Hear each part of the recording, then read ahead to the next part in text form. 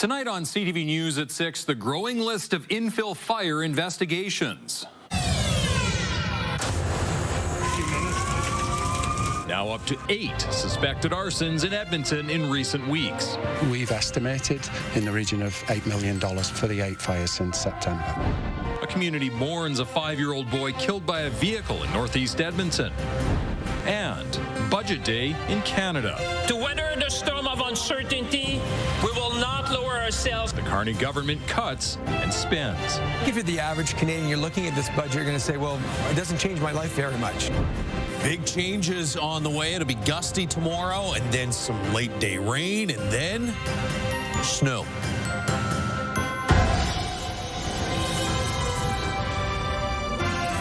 CTV Edmonton, local breaking news with Jeff Hastings. Good evening. Edmonton Police and Fire are asking for your help as 8 suspicious house fires are being investigated as arson. All of them happened at infill homes under construction over the past 6 weeks, resulting in millions of dollars in damage. CTV's Evan Cheney reports. Destroying people's homes, impacting people's livelihoods, and holding neighborhoods in fear is not acceptable. Edmonton's new mayor, alongside the fire chief and a senior police officer, are facing a familiar problem in the city. Several fires, all at infill sites since September, are being investigated as arsons. It has not been confirmed whether these fires are all connected, though that is certainly something investigators are looking at. And while it's not certain these fires are linked, Edmonton police do believe each fire was deliberately set. We're allowing fire to do what they need to do when they first go in there to deal with tackling the fire and then collecting the evidence, and then our arson investigators working alongside them to collect what evidence we would need to bring this before the courts. Last week, police revealed they're investigating 4 house fires in the Strathcona and University areas. This past weekend, new builds were destroyed in Belgravia and Glenora. The fire chief has added 2 fire investigations in Highlands, making 8 suspicious infill fires since September. Obviously, the activity in the last couple of weeks has focused on the 6, but in total, our stats identified 8 of this type of development. We've estimated in the region of $8 million for the 8 fires since September. The officials are reassuring people that they're doing whatever can be done to stop the fires, including the business community. Many people are still very eager to be part of that, but also we want to make sure that this specific issue is investigated appropriately and then responded to appropriately. The city, fire, and police are meeting with Build Edmonton, a construction advocate group, tomorrow to discuss the infill fires. Evan Cheney, CTV News, Edmonton.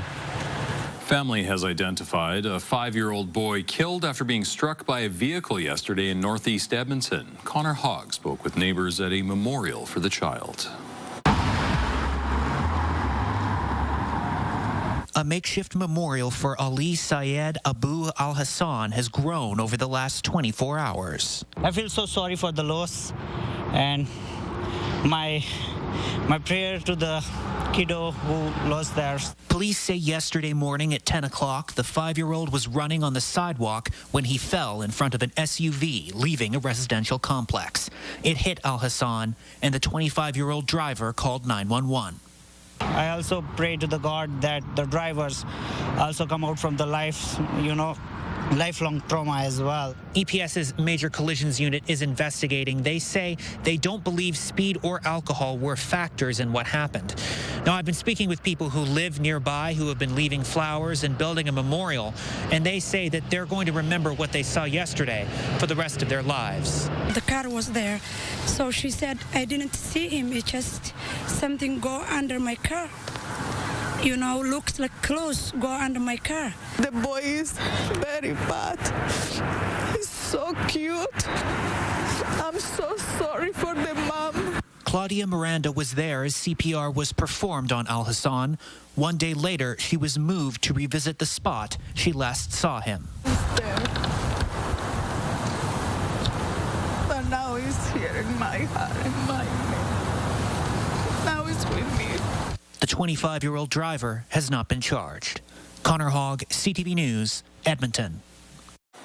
This afternoon, the federal Liberal government tabled its first budget under Prime Minister Mark Carney. The PM promised an austerity budget, while Finance Minister François-Philippe Champagne said it offers generational investments. The $581 billion budget increases Canada's deficit from $51.7 billion to $78.3 billion in 25-26. CTV's Brendan Purdy joins us now in studio. Brendan, what are some of the key highlights for Alberta in today's budget? Well, Jeff, the feds have earmarked $280 billion over 5 years for capital investments, a chunk of that falling under the Build Communities Strong Fund. $51 billion over a decade will target local infrastructure projects. One major point for Albertans comes in the oil and gas sector with tax credit commitments, including the extension of full credit rates for carbon capture, utilization, and storage, plus a clean electricity tax credit. The budget states the deployment at scale of technologies such as carbon capture and storage would create the circumstances whereby the oil and gas emissions cap would no longer be required.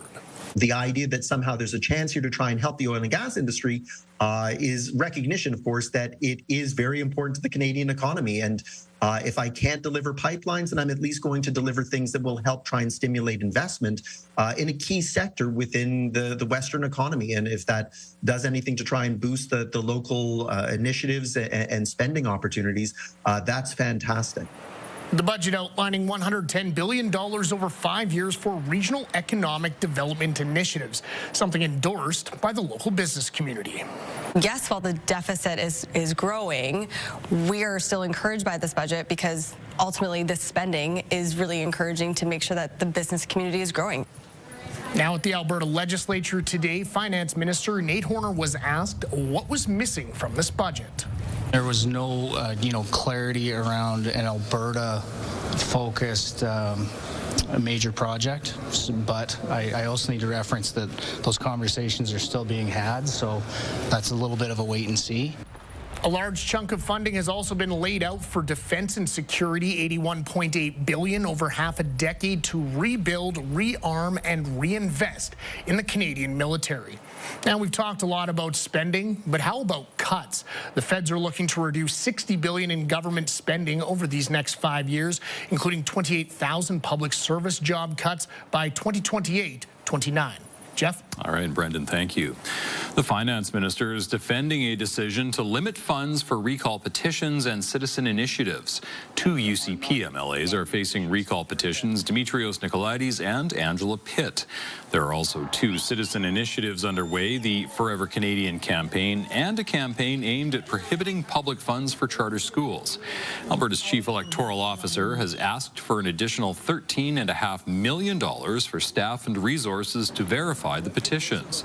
A legislative committee with the UCP majority agreed to provide about $1.5 million. I think they're speculating on the number of petitions that are coming forward. Since they haven't come yet, I don't see the need for any further funding until those applications come in and the cost of dealing with them is actually incurred.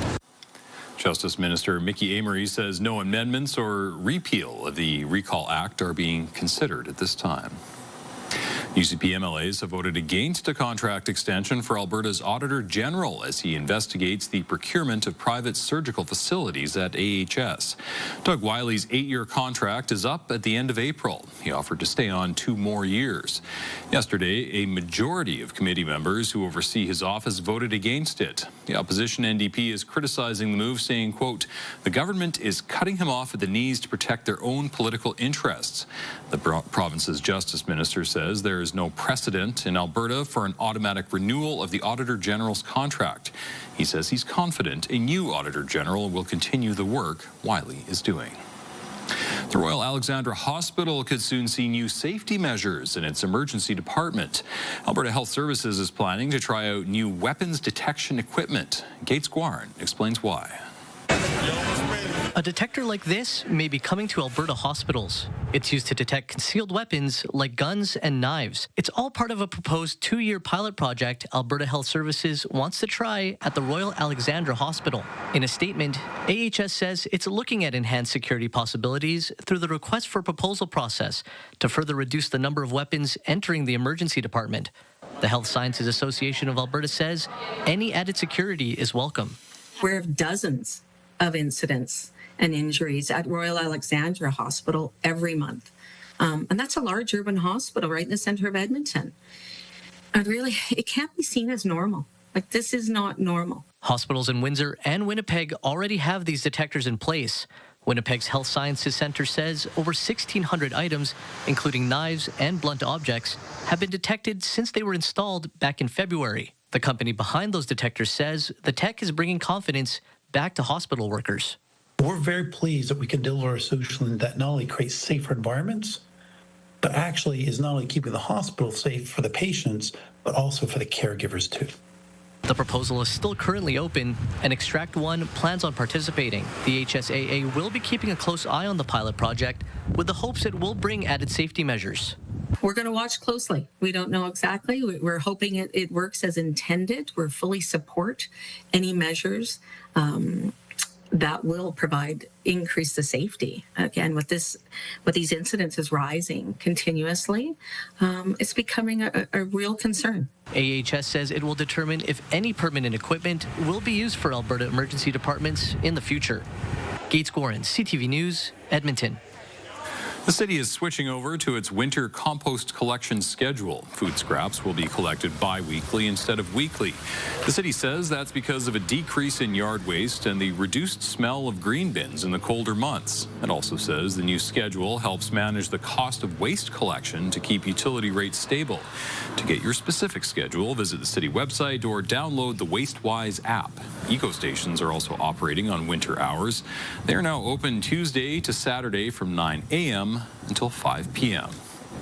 The Edmonton Oilers are looking to bounce back with a win tonight following last night's loss against the St. Louis Blues. The Oilers are in Dallas tonight facing the Stars. Edmonton led 2-0 last night but gave up 3 straight goals in the final 24 minutes of their game against St. Louis. Stuart Skinner will start in goal tonight after Calvin Pickard had a turn last night. Tonight's game in Dallas is just getting underway. All right, Josh, you mentioned snow. It's coming, isn't it? Yeah, it's probably not going to start until tomorrow night. So I think the big story for tomorrow is going to be the wind, not so much the snow. But when we wake up Thursday morning, there is very likely going to be some snow on the ground. We'll talk a little bit more about that in a second. Speaking of falling, temperatures have been plummeting in the last hour or two. At 4 o'clock, it was 7 degrees. We're now at 0 downtown and 2 or 3 degrees below 0 at the airports south and northwest of the city. I think we'll slide tomorrow morning into the -6 range for a morning low. This morning we were at -4, which is average for this time of year.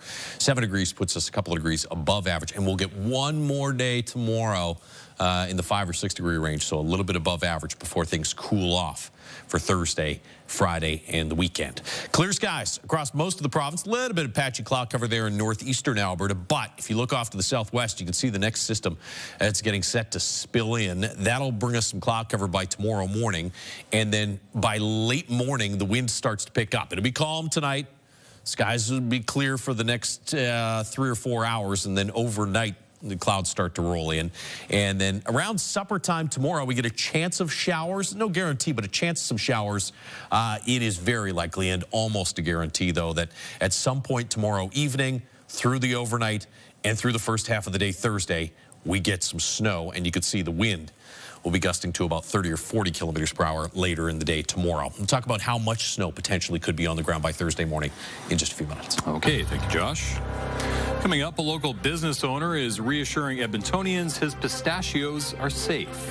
We remove it immediately. When the food agency called me, I remove it from the counter. What you need to know after a national recall also ahead. They broke my husband. They broke him, and nobody seems to care enough to want to fix him. Concerns that first responders in Alberta living with PTSD aren't getting the care they need. Brought to you by James H. Brown Injury Lawyers, the heavy hitters of injury law.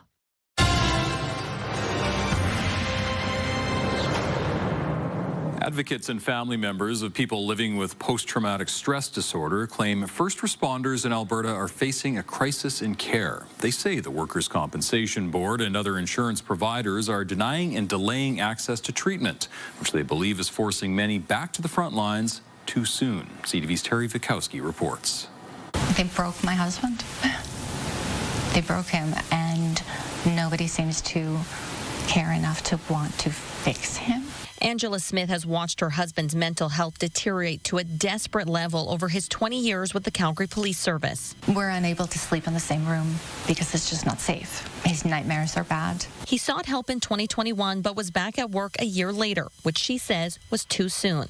In 2023, he went on another leave and was diagnosed with PTSD, impacting the whole family, including their 6-year-old daughter. She thinks I'm the funny one in our family, and I'm not the funny one, and that's heartbreaking to me because she doesn't get to see him the way he was. Smith says it was a long battle for the Workers' Compensation Board to approve her husband's claim so he could receive treatment.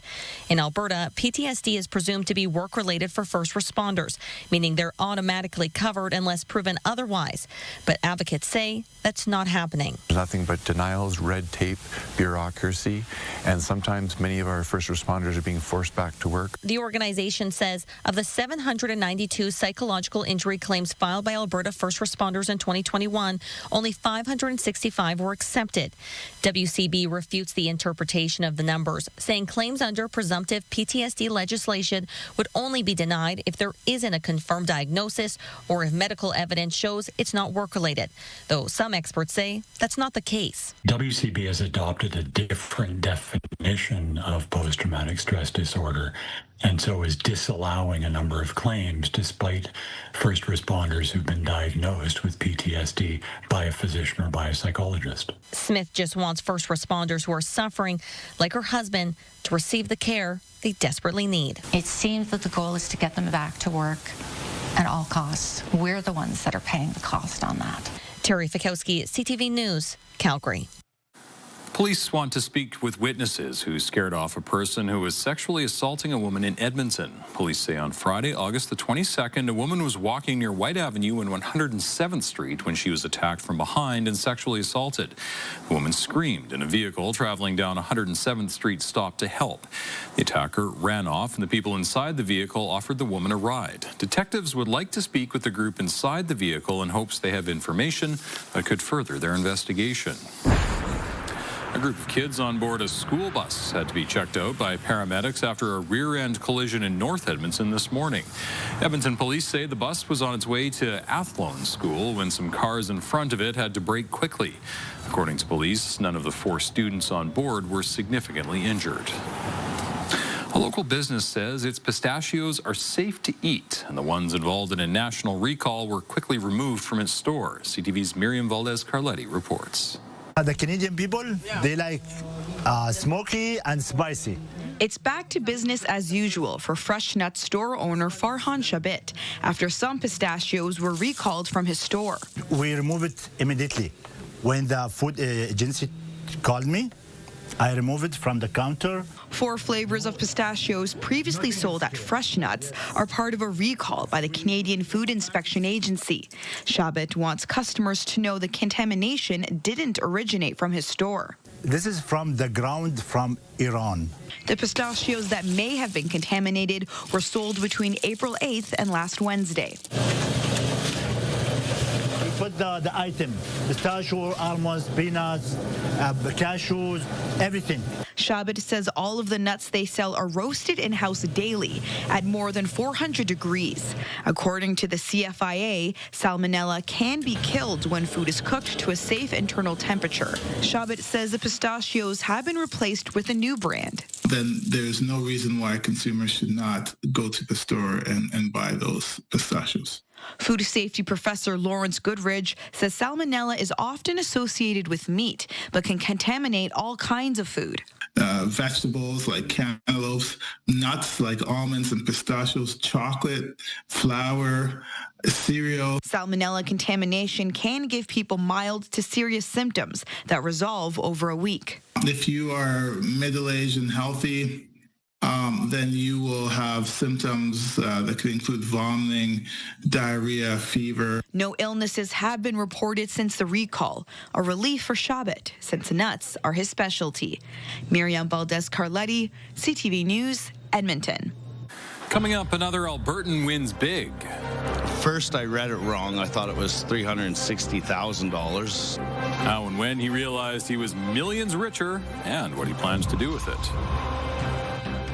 Cool, but decent night out there tonight as the wind stays down. Tomorrow it picks up in a big way, and then by the time we wake up Thursday morning, probably some snow on the ground. Those details after the break. Programming brought to you by Century Casino. 3 great locations: Edmonton, St. Albert, and Century Mile. Programming brought to you by James H. Brown Injury Lawyers, the heavy hitters of injury law.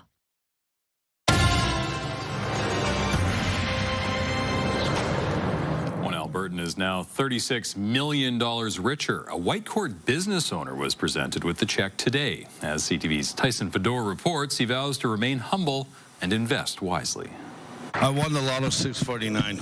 A statement many Canadians wish they could make, and Stacey Boyce can. $36 million, all in exchange for his $19 purchase of a Quick Pick Lotto 649 gold ball ticket that he bought in October. I was just running in town to grab some more propane and check my ticket, and didn't really believe it at first. It was in Hinton, Alberta, where the winning ticket was purchased last month. First, I read it wrong. I thought it was $360,000. I don't think it's quite set in yet, but I'm planning on going back to work right after this. Boyce owns a logging truck business. He says the money will help purchase some new trucks for it as he looks to expand it. But he says he has no plans for most of the money quite yet, other than buying a boat next spring and fulfilling his daughter's wish of getting a pony. Hopefully we can keep things pretty humble and the same that we've been doing. Albertans have won big before when it comes to lottery tickets. We always have that chagrin of, hey, it's always won in Ontario. Actually, Alberta does very well for itself, and Calgary as a city does well too. The winning number that Boyce had was 303-670-74-01. The ball drawn was gold, attached to it $36 million. When you say you won $36 million, nobody believes you. For Boyce, financial experts suggest being patient with the money. Just take a breath and take what we call a bit of a cooling off period. So if you can, upwards of 6 months, try not to make any major life decisions. Decisions such as quitting your job or buying a bigger house. We'll need to build the right team around you. I'd highly recommend a quality financial planner, an accountant to make sure you're structured right from a tax perspective, and then a state lawyer because you'll have to get some wills done as well. And if you want to be just like Boyce and Canada's next millionaire, you can. Yeah, you got to keep buying the tickets. Tyson Fedor, CTV News, Calgary. I hope he owned that gold jacket before he won the lottery, you know? Oh, it's beautiful. It fits him too well to not have had it before. Take a look outside right now with the Action Furnace River Valley Skycam Action Furnace. Fixed right here, it's free. 0 in Edmonton after hitting 7 for a daytime high just a couple hours ago. 2 in Fort McMurray, 7 in Grand Prairie for a high today. Red Deer got to 7 as well, and 5 degrees in Lloydminster today. Clear skies for most of the province. You did have a little bit of cloud cover here in the northeast. There's the next system getting set to push in. This low will redevelop over Alberta. It looks like sometime tomorrow, late morning or midday. Already by tomorrow morning, though, you can see this is 7 a.m. Clouds will be starting to increase, be cloudy and overcast through the afternoon hours. Snow by tomorrow afternoon in through western parts of the province. Best chance for rain tomorrow around supper time is from Red Deer east towards Coronation. So we may get through to 5, 6 p.m. tomorrow and not have any precipitation, just really gusty conditions through the afternoon hours. I put this at about a 40% chance for a 5 or 6 p.m. shower. By the time we get to like 9, 10 o'clock tonight, though, there's either rain changing over to snow or it just starts as snow.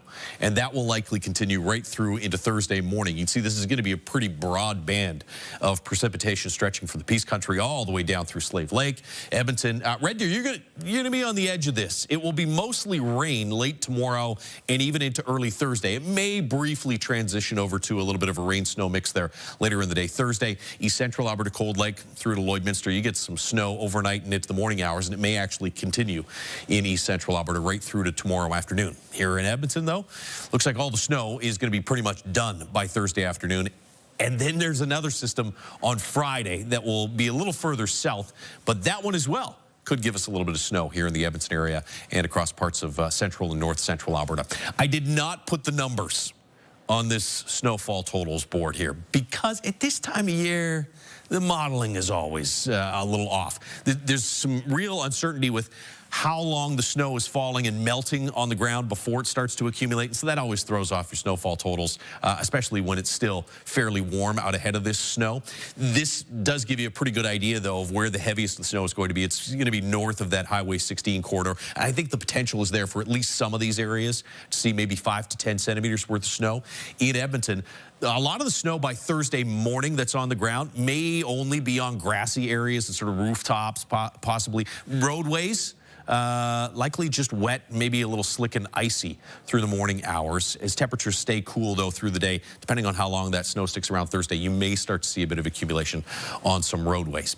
0 in Edmonton right now. It's -3 in Fort McMurray, -2 in Grande Prairie. Red Deer's still just slightly above the freezing mark. Light wind tonight and into tomorrow morning, -6 in the morning. Temperatures jump pretty quickly through midday and into the early afternoon, and then late in the day, you get some precipitation. Absolute final deadline in the Mighty Millions Lottery is midnight Friday. Go to mightymillionslottery.com and you could win the $2.5 million grand prize package. So, rain, certainly some snow into Thursday morning. Prepare for some winter driving conditions there. Thursday morning, snow will be falling. Roads will be a little slick. Maybe a little bit more snow on Friday or just some flurries. And then after being around 0 for highs Thursday, Friday, a little bit of a bump through the weekend and back close to 10 on Monday of next week. Thanks, Josh. Up next, the Carney government's first budget. To weather the storm of uncertainty, we will not lower our sails, Mr. Speaker. Quite the opposite. We will raise them to catch the winds of economic change. Slashing and spending, how a budget with deep cuts led to a ballooning deficit. And Saddam Hussein wakes up every day in a jail cell. His sons are dead. And Iraqis by the millions have embraced democracy. Dick Cheney, the polarizing and powerful former U.S. vice president, has died.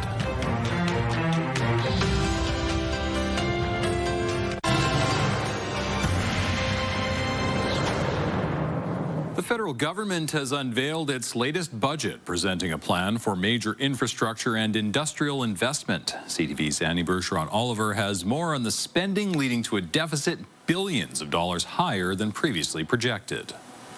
Couldn't be prouder of my finance. We're ready. We're ready. Nearly 7 months after getting elected, the Carney government has dropped its first budget, a 406-page book it promises will build Canada strong. Over the next 5 years, Ottawa intends to spend $141 billion in new measures that they project will bring in $51.2 billion in savings. Together, those measures will take Canada's deficit to $78.3 billion this year, dropping to $56.6 billion by 2029-2030. To weather the storm of uncertainty, we will not lower our sails, Mr. Speaker. Quite the opposite. We will raise them to catch the winds of economic change. One of the biggest expenditures, defense, with $81.8 billion in spending over 5 years. There's $20.4 billion for the military's recruitment and retention problems, $10.9 billion for upgrades, and $17.9 billion to expand new military capabilities, including procuring new armored vehicles. It's a real big injection of money, but really interestingly, they don't provide any annual investment or expenditure total. There's no articulation of where year by year that would take us as a share of GDP. There's also $51 billion over 10 years for a new Build Community Strong Fund to help fund new infrastructure projects, $1.7 billion for an international talent attraction strategy, and $13 billion over 5 years starting in 2025-2026 for Build Canada Homes. That includes $2.8 billion for Indigenous housing. One way Ottawa is bringing down the deficit through changes to the public service. Ottawa wants to shed 28,000 public sector jobs within the next 3 years through cuts, attrition, and a move to incentivize voluntary leave and early retirement. How much that alone will save and where the cuts are coming from is unclear. Ottawa is also hoping to save $60 billion over 5 years through modernization and government efficiencies. To balance the budget this year, we'd have to eliminate vital social programs and all the capital investments needed for Canada's future. We chose a different path. But aside from a promise to review bank fees and to automatically file taxes for lower-income Canadians, experts say there's little that will help with affordability. I think if you're the average Canadian, you're looking at this budget, you're going to say, well, it doesn't change my life very much. You know, I'm concerned about affordability, I'm concerned about housing costs, and lots of concerns. It doesn't really address any of those things specifically. Instead, many economists say the budget's aim is to create a better environment for business through measures like a so-called productivity super deduction. This is a budget that focuses on capital investment. Because of the context that we are in right now, the economy is quite weak and is under attack because of the tariff issues, and we have a significant uncertainty in the Canadian economy, so businesses are not investing. For the first time, the budget has been separated into capital investment and operational spending. By 2028-2029, this document anticipates that the operational budget will have a surplus of $1.7 billion. Annie Bergeron-Oliver, CTV News, Ottawa. Mark Carney needs some help from the opposition to pass the budget in Parliament and avoid a snap election. Here's what the Conservative, Bloc and NDP leaders had to say. It was a very long speech, and given that this government is adding about $10 million to our national debt every single hour, I think we can say that while talk is cheap, it's very expensive when a Liberal finance minister does it. I hardly see how, after having met with our caucus tonight, we could vote in favor of this budget. This is a red Conservative budget, which Mr. Harper might have signed. And there's nothing for Quebecers in there. We're not telegraphing anything. I'm a Jack Layton, New Democrat. We came to Parliament to make Parliament work. We want to be propositional, and we want to give this budget the serious once-over that it deserves. And we want to consult with Canadians. After the budget was unveiled, Nova Scotia MP Chris D'Entremont resigned from the Conservative caucus to join the Liberals. He says after serious consideration, he came to a clear conclusion that there is a better path forward. He says the new budget hits the priorities he's heard most in his riding. D'Entremont has been a Conservative MP since 2019. Kentucky's governor says 3 people are dead, 11 more are injured after a UPS cargo plane crashed on takeoff. The Federal Aviation Administration says the plane was taking off for Honolulu from Louisville Muhammad Ali International Airport. UPS's largest package handling facility is in Louisville. A shelter-in-place was issued within 8 kilometers of the airport. The FAA and National Transportation Safety Board are investigating. Former Vice President Dick Cheney has died at the age of 84. NBC's Blaine Alexander reports on a man who redefined the vice presidency and was at the center of American action around the world for decades. Before he held the office, vice presidents were the butt of jokes. Dick Cheney was a force. In 2000, the closest presidential election ever sent him to the White House. So help me God. Cheney was there alone on September 11th, 2001. He ordered the administration's first response to the deadliest attack on U.S. soil. Cheney knew the Situation Room. He had been Gerald Ford's chief of staff 3 decades earlier, then a Wyoming congressman for 6 terms, the House GOP whip, leaving to be defense secretary for George H.W. Bush. Should Saddam Hussein be foolish enough to launch an attack against Saudi Arabia? Cheney confronting Iraq's dictator for the first time. After 9/11, Vice President Cheney led the push for an invasion to depose Saddam Hussein. But no weapons of mass destruction were found. Iraq descended into civil war. U.S. troops became targets. Bring the troops home! Many Americans came to see the Iraq war as a mistake, but Dick Cheney never did. Saddam Hussein wakes up every day in a jail cell. His sons are dead. And Iraqis by the millions have embraced democracy. An avid hunter, Cheney in 2006 accidentally wounded a friend with birdshot.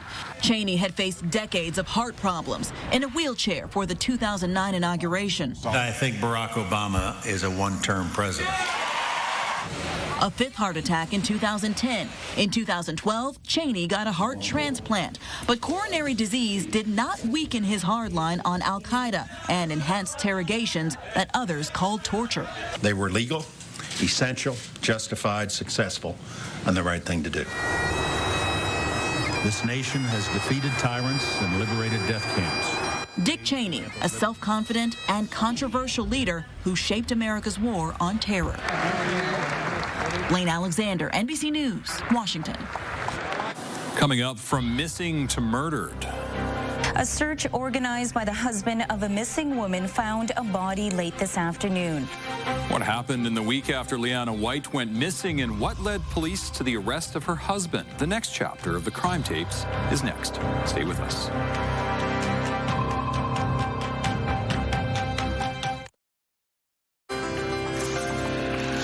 Checking on the markets, the Canadian dollar dropped, trading for 70 cents U.S. Oil was down 49 cents, closing the day at $60.56 a barrel. Gold lost $53.50 today. The TSX and Dow Jones both ended lower, down 497 points and 251 points. We introduced a new series to you last night with veteran reporter David Owasik. It goes back 20 years to the case of a missing pregnant mother named Leanna White. Here now is our second chapter from the crime tapes.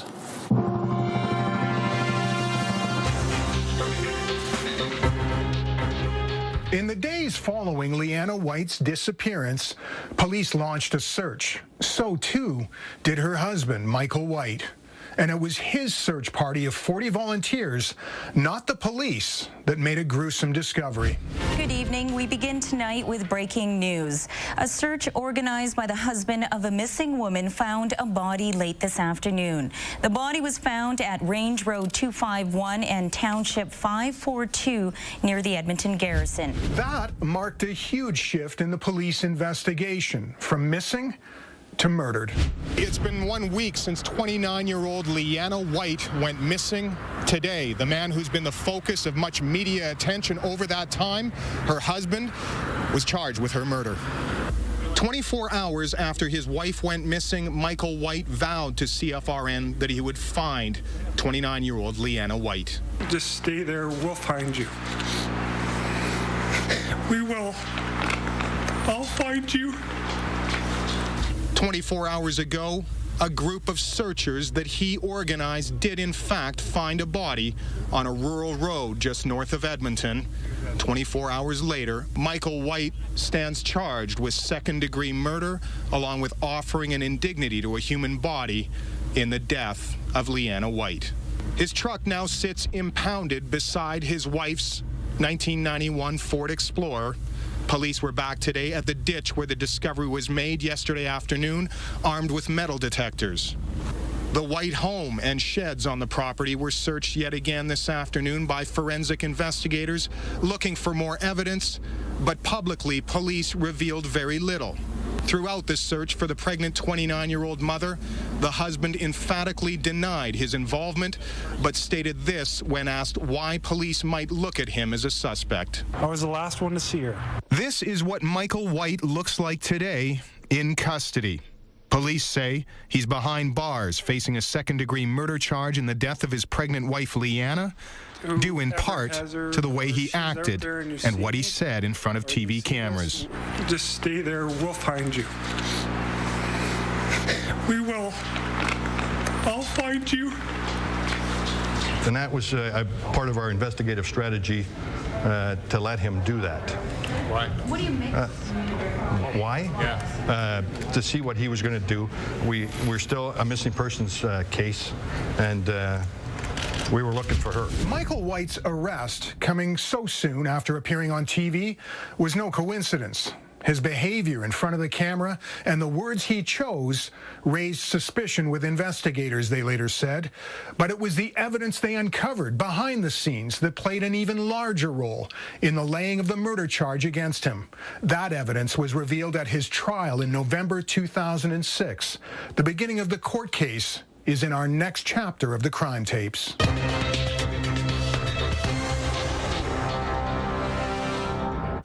Still ahead, an Alberta curler does something most curlers never do. Well, it wasn't planned, but after I seen 6 yellow stones, my mind was walking, and it walked. We'll introduce you to the 88-year-old who scored an 8-ender. Plus, it's basically the Olympics of dance, so it's super important. An Olympic dancer is punching his ticket to the World Championships for acro dance.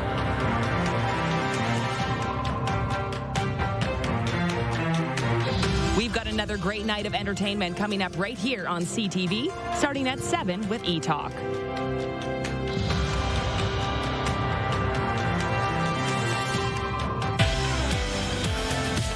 Wednesday, the weather will be changing here in Edmonton. I'll be keeping a close eye on the forecast and have the very latest on when the snow will fly. We'll see you at 6. Your Morning Edmonton.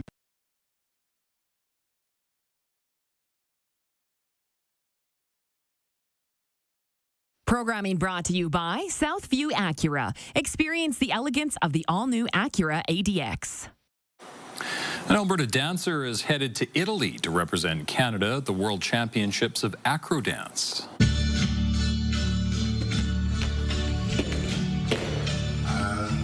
21-year-old Alex Lang is a 2-time world champion in acro dance. The dance style combines strength, flexibility, tumbling, and artistic movement with traditional choreography. Lang says the competition is critical for making a career in dance. It's the Dance World Championships. They usually hold competitions all over Europe and North America, and it's basically the Olympics of dance, so it's super important for us dancers out here. The competition starts November 17th. Scoring an 8-ender is very rare in curling, but an Alberta senior is proving it is possible. CTV's Glenn Campbell reports. Saunders has been curling for 50 years. I love curling, the camaraderie, the challenge. Recently, the 88-year-old skip and her team was up for the challenge. They did something most curlers never do. They scored an 8-ender. Well, it wasn't planned, but after I seen 6 yellow stones, my mind was walking, and it walked. Team Saunders is all the talk right now at the Garrison Curling Club, and rightly so. The odds of scoring an 8-under is very rare. A hole-in-one, the odds are 1 in 12,000, and an 8-ender in curling is 1 in 120,000. So most people don't even come anywhere close to it. The unbelievable part of this story is it's not the first 8-ender for Flo Volko. She also did it back in 1992 at a women's bonspiel in Banff. This time around, the 81-year-old was throwing skip stones for Team Saunders. She was shocked to have yet another 8-ender. Because I had a pacemaker put in, and this was my first day back curling. No warm-up, no anything. I got on the ice, and the curling gods were with me. Saunders says curling keeps her young, and she plans on playing for a little while longer. Maybe 90. We hope a couple more years. As for Volko, perhaps she should buy a lottery ticket. People keep saying I did go buy one, but I didn't win. Glenn Campbell, CTV Sports, Calgary. If you and I were curlers, 8-enders wouldn't be that rare. No, for the other them, teams. For them. Yeah. We're not good. -6 tomorrow morning. Increase in cloud through the overnight period. We'll stay cloudy and gusty through the day tomorrow. Then tomorrow evening, chance of some showers, some snow overnight tomorrow night, and through at least the first half of the day Thursday. It's probably a little bit of accumulation on the ground when you wake up Thursday morning, and driving conditions for the first time this fall will be a little dicey Thursday morning. All right, thanks, Josh, and thank you for sharing your time with us. For news anytime, visit ctvnewsedmonton.ca. Have a great evening.